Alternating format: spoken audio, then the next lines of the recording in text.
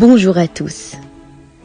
Imaginez un jeune roi de 25 ans, un roi qui ne rêve pas d'un simple château, mais d'une ville entière, plus grande, plus brillante que toutes celles du monde connu.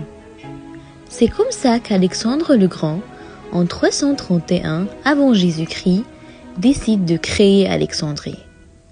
Pas par hasard, mais parce que cet endroit, au bord de la Méditerranée, était parfait pour ses ambitions de conquête. Mais ce qu'on oublie souvent de dire, c'est qu'Alexandre lui-même n'a jamais vécu dans la ville qu'il a fondée. Quelques années plus tard, il meurt loin d'ici, à Babylone. Alors, qui fait grandir Alexandrie? Ses successeurs, bien sûr, et parmi eux, un certain Ptolémée. Son ancien général, son ami, Ptolémée Ier se proclame roi d'Égypte, tranquille, et transforme Alexandrie en capitale. Mais attention, ce n'était pas une capitale comme les autres. Alexandrie était une ville laboratoire. On y parlait grec, égyptien, hébreu, latin. Les temples côtoyaient les bibliothèques, les marchands croisaient les philosophes dans les rues.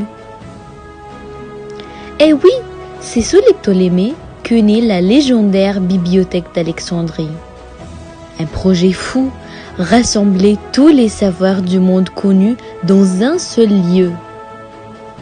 On raconte même que tous les bateaux qui accostaient au port devaient remettre leurs manuscrits pour être copiés à la bibliothèque. Une vraie obsession du savoir.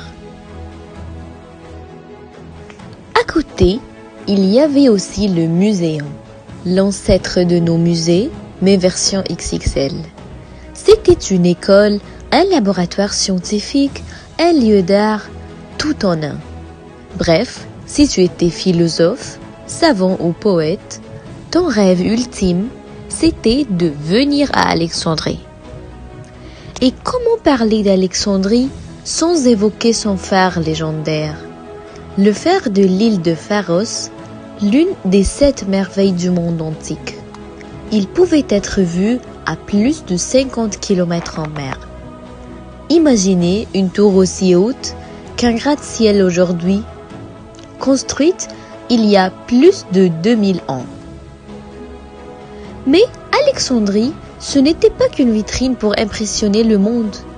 C'était une ville vivante, parfois chaotique. Les querelles politiques, les révoltes, les drames de palais, tout ça explose sous les derniers Ptolémées. Jusqu'à Cléopâtre VII, la dernière reine de la dynastie, et peut-être la plus célèbre. Cléopâtre, ce n'est pas juste une belle femme comme Hollywood aime le montrer. C'était une stratège, une femme politique redoutable qui parlait au moins 7 langues.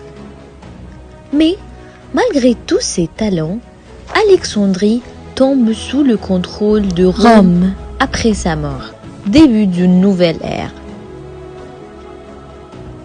Aujourd'hui, quand on se promène sur la corniche, on regarde la mer, il reste peu de choses visibles de l'Alexandrie d'Alexandre et des Ptolémées. Beaucoup dorment sous les eaux, engloutis par les siècles et les tremblements de terre. Mais, si on tend l'oreille, on peut encore entendre le souffle d'un roi qui rêvait d'éternité. Merci de m'avoir suivi dans ce voyage à travers les siècles. À très bientôt pour d'autres aventures culturelles. Et surtout, n'arrêtez jamais de rêver comme Alexandre.